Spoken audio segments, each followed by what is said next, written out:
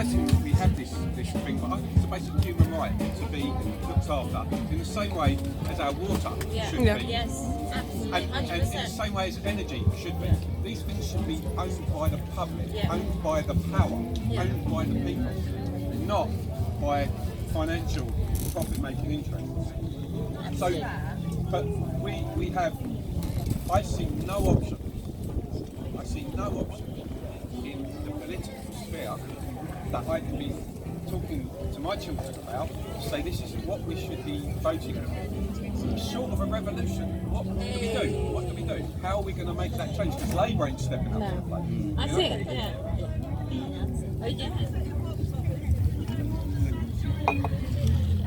We need electoral reform. The first past post system is designed by the few for the few, and the neoliberalism that has taken root in the Labour Party and in the Tory Party has just put this idea that we have to depopulate the planet, and there's a huge depopulation agenda going on, but we are part of the planet. No matter how much you feed that tree over there, it's not going to grow any bigger than it's meant to be. And the same with all other populations of all other creatures. Nature makes sure that we live in harmony and balance. And this idea that there are too many people is being sold to us to allow the depopulation agenda. But the depopulation agenda is not for them, it's depopulating those they see as surplus, as useless, disabled people starting with. DPAC was created in 2010 in response to this government's agenda, and at the heart of the DPAC logo is a black triangle, and that's not by any coincidence. That is by very, very deliberate choice, because that the Nazis, when they started their depopulation agenda, they started using a whole set of triangles to label people, and the black triangle was for disabled people. And the gas chambers that they used to that we know of, that they used in the Holocaust, they started by practicing them on disabled people. They started with disabled people, but nobody really thinks about that, including that famous poem about first they came for. They didn't even mention disabled people, because that's who they came for first, but they mattered so little they weren't even noticed in that poem.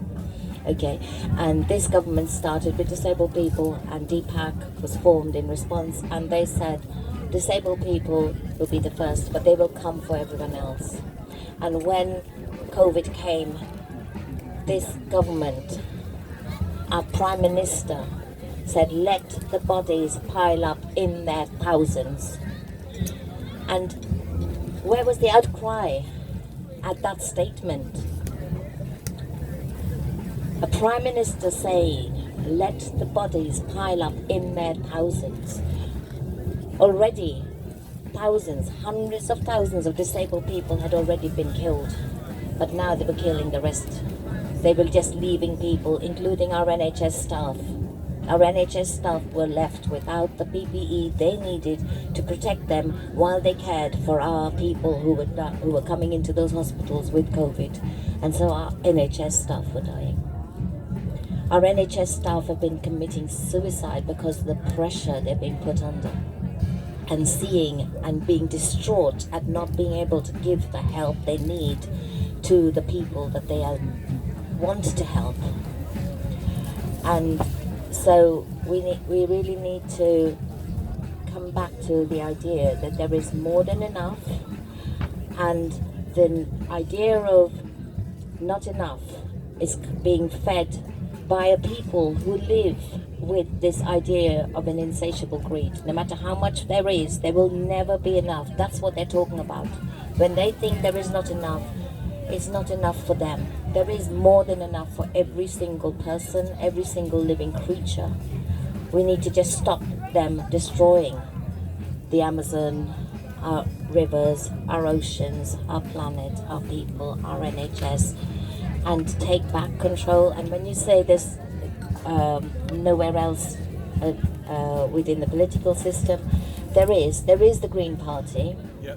Yeah, there is socialist parties, but that's still within the first past the post system. So we need to all at the next elections we won't have changed from first past the post, but we can all vote. The majority of people who can vote don't vote.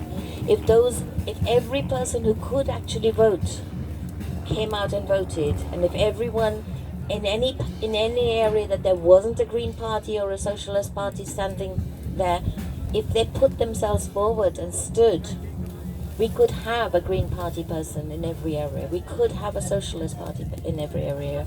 We could vote for the right things that we care about. There are so many politicians within even the Labour Party. Yeah, there's Zara Sultana, there's Diane Abbott, there's Debbie Abrahams. There's so many amazing people. There's Mary Black with the Scottish National Party. There's incredible politicians who really stand by socialism and people and planet above profit. So let's support those people, and if there is somebody missing, as I was saying earlier, if we all take personal responsibility and take our if we think, oh, there isn't someone in this area standing in my local council or as an MP, then think about who, maybe yourself, because when we say someone needs to do something, we need to all remember and remind ourselves that we are someone. We are that someone.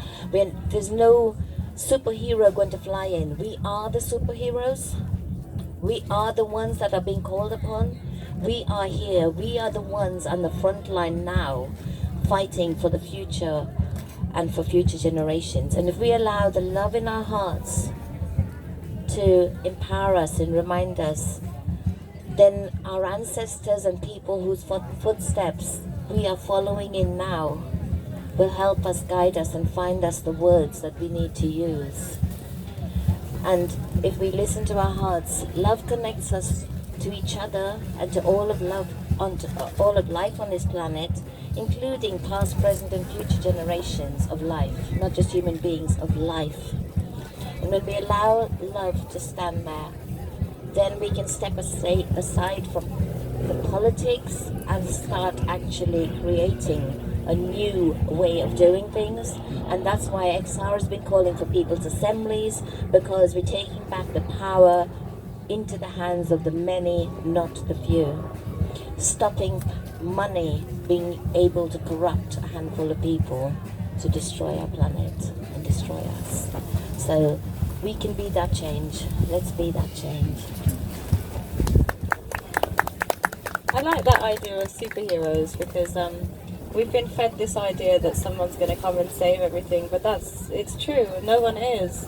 It really does depend on us to just keep that faith in our hearts. So just to go back to your question about the NHS, I think the worst thing we can do is say, oh, it's rubbish, it's done, what are we going to do?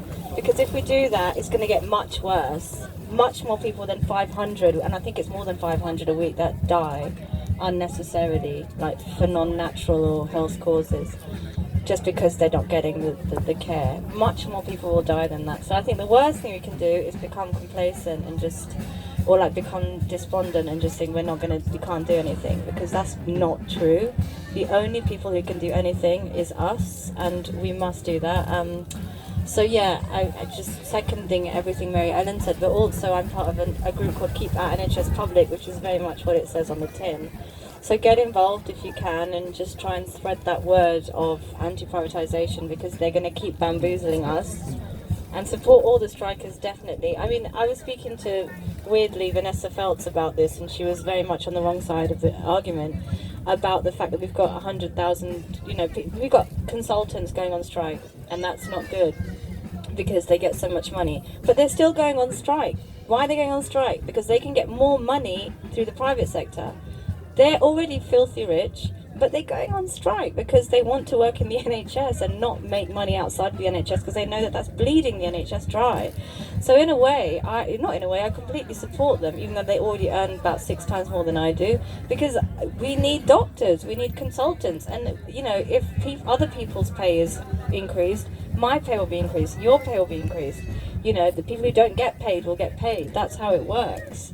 It's all through our demand. So we need to keep making demands. We need to make more demands. We need to have more strikes, more protests. We need to just keep doing that stuff, doing it more, doing it bigger and better.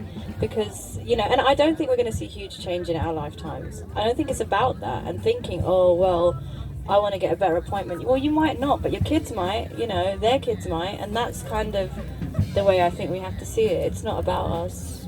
I need to answer that. I really need to answer that because we will see it in our lifetime and we have to see it in our lifetime. We cannot afford not to. We do not have the time to be complacent. We have to make that happen now. We're running out of time. And unless we act now, we won't have an NHS, we won't have a planet. We won't have our oceans, we won't have any of it. But if we do unite, if we do act now, if we stand up together, and it gives me huge hope when I see that it's the lawyers, the doctors, the nurses, the train workers, the cleaners, every single person is getting it. That no longer can we afford to allow ourselves to be treated like rubbish or to allow our planet to be treated like rubbish. Everything is intersectional, everything is interconnected, and every single voice, yours included, is absolutely vital to changing that. So support the strikers, support the protesters, support the slow marchers, support the people who have already been put in prison for daring to speak. Julian Assange, we are all Julian Assange, we are all Allah, we are all Marcus, we are all Morgan, we're every single political prisoner in Egypt, over here and across the planet. We're every single person who's already been murdered because they've stood up and spoken out. We are every single one of them. We're every single whale and dolphin that is being killed. We're every single blade of grass that is being ripped out of this earth. Every tree that is being felled. We are every single one of them, and we are the ones that can make that difference. Every single one of us here, as you in small world and as you step out into the big world. I was not born a speaker. Penny was instrumental in getting me to stand up and speak out. I'm actually extremely shy. I have to, even to get out of my van, I have to fight myself to get out of the van to speak to you. But Penny stood by me the first few times I spoke. She held my hand and said, "You can do this. And if I can, I know every one of you can do it too. So please, everything, your lives, our NHS, the life of our planet, the future generations, everything depends on us being that superhero, being that change that only we can be. They can speak for us, but only we can speak with our mouths. So, with our hearts. So let's do it, guys. We can do this. Thank you, Penny. Thank you, Alia. Thank you, Larch. Thank you, Emily. Thank you, Neil. Thank you, every single person who is already speaking out. It's you are sending out ripples of change into the planet. And those ripples are going to create a tsunami of change. I want to leave you with one last thing. And that's the idea of the lotus pond, because so many people get so despondent when we try and we speak. We hand out leaflets, we try and talk to someone, we invite them to come into a talk and they just brush us aside and walk past. We need to bear in mind the lotus pond, because that helps me and I hope it'll help you. If you have a lotus pond, if someone gives you a pond and says, "Here's a lotus, put this in your pond, and by the end of the year it will be full. Every night, every lotus in there will double." So you put that lotus in, it doubles overnight. The next night you've got 2, the next night you've got 4, the next night you've got 8, and so on and so forth. And how long do you think it takes to half fill that pond? Anyone got an answer?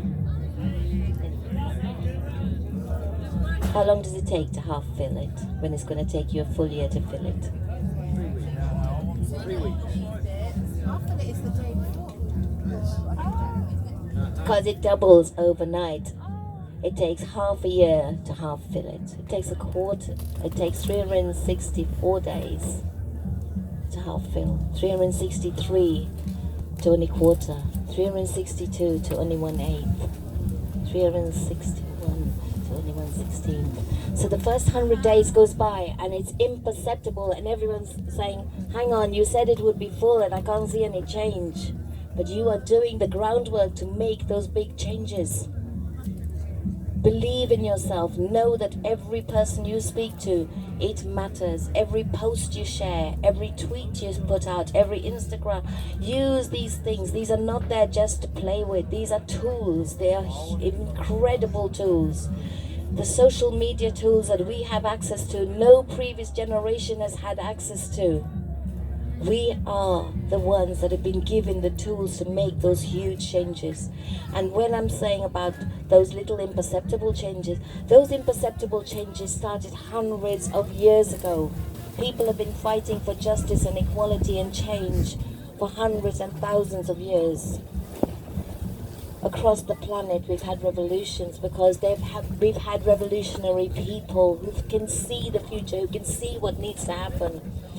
But for the first time in the history of the planet, we can actually share those visions across the planet. And so across the planet, we've got the children rising. We've got the indigenous people's voices being heard as they're being murdered for standing up for all of us. Their voices are being heard. We can share at a touch of a button with millions of people. We are here at the most incredible time. We are the most incredible beings. We've been given a responsibility.